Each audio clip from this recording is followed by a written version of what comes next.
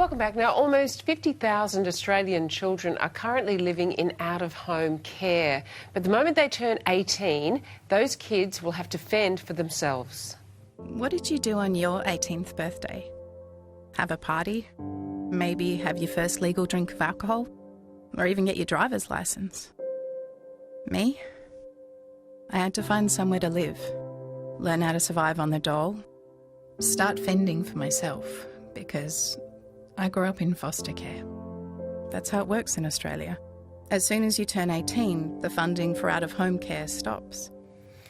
So that's a clip from the brand new Home Stretch campaign, which is asking the government to extend foster care to 21 years of age. And we're joined now by the chair of Home Stretch, Paul McDonald, and young Australian Eleni Hale, whose voice we just heard then. Eleni, you went through the Australia's foster care system, so can we talk about your experience?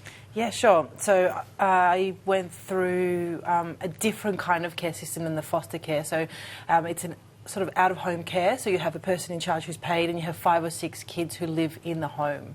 So a lot of Australians don't realise how these kids live. I moved about 15 times in the 20 years that I was in care. How old were you, sorry, Eleni? When 13, 14 until 18 years old.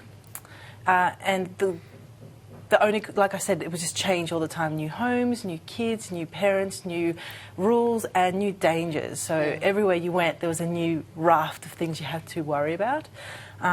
So when you say dangers, just so people at home sort of have an idea of what you're talking about. I would go to sleep and I'd know that the girl in the bed next to me had a knife under her pillow. Right. Or there would be people who target foster kids because they know they're vulnerable and they know that there's no one looking after them.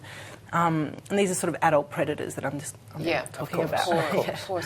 Now, Paul, you've done the research and you say it's actually financially beneficial for the government to extend foster care. So just explain the long-term ramifications. Yes. Well, I mean, look, 18 to 21-year-olds in natural families, 85% of them are still with their parent between 18 and 21, right around Australia. Yet in the state care system in every state in Australia, we terminate that care at 18.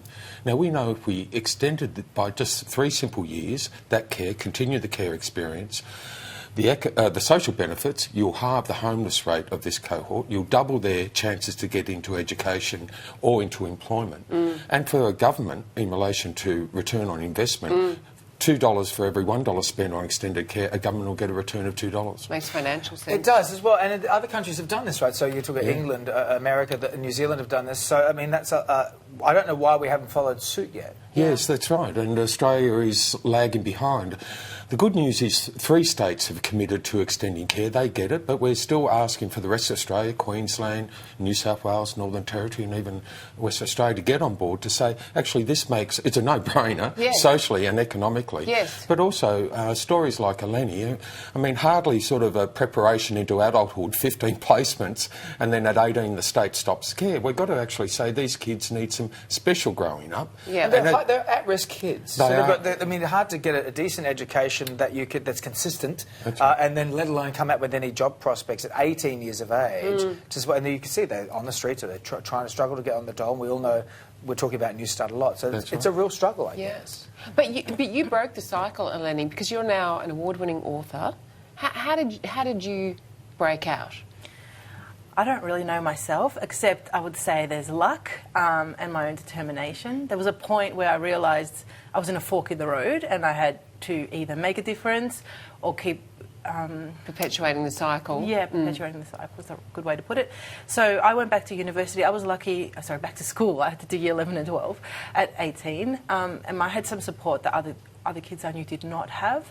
And I had always written. So everywhere I went, there were these terrible diaries. But I'd always written. So when I went back to school, I had that skill, and it took me a long way. So it certainly has. It's probably just the start, I hope. For more information on this, you can head to thehomestretch.org.au. And if you or someone you know is struggling, please contact Lifeline on 13 11 14. Thank you so much. Thank you. Inspirational story, Eleni.